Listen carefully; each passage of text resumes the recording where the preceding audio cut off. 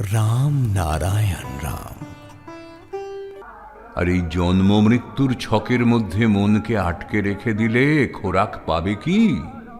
কিছুই পাবে না। এই যে অনুসন্ধানে যেতে যেতে একটার পর একটা সে পেয়ে যাচ্ছে, তাতেই ক্রমশ মন ভরাট হতে হতে চলেছে। এই যে ক্রমশ ক্রমশ পাওয়ার মাঝে পেয়ে পেয়ে তখন কি হচ্ছে? পাত্রটিও তখন তার সেই অনুযায়ী হয়ে যাচ্ছে। যেরকমটি ক্ষমতা সেরকম ছাঁচটি ধারণ করতে থাকে। তখন কি হলো? তোমার মনটা, মনের পাত্রটা যতটুকুন ছিল তার চেয়ে আরো বড় হয়ে গেল। কারণ পাওনা বেশি হয়ে গেল, মনও অনেক বড় হয়ে গেল।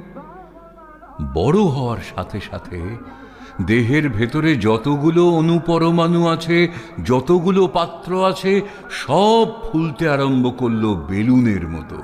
তখন করলো কি? মন দেখলো এবার ঠিক আছে। তারপর সেই ব্যক্তি যখন দেহ ফেলে চলে গেল, মন তার সারা জীবনের মনের সঞ্চয়ের ছাঁচটা নিয়ে নিল। দেহ ছেড়ে দিলে কি হয় জানো? মাত্রা অনুযায়ী আবার জন্ম হয়। এবার মাত্রাটা বেশি হয়েছে। মাত্রাটা সাঁ করে চলে গিয়ে দেখলো ৮০,০০০ মাত্রায় গেছে, যেখানে ১,০০,০০০ মাত্রা হওয়া উচিত। যেমন হাউই বাজি শোঁ করে চলে যায়, তেমনই আর কি।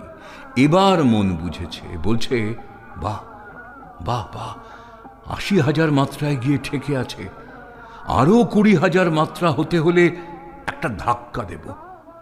৮০তে যখন এসেছি তখন দেখি আর ২০,০০০ হলে কি হয়।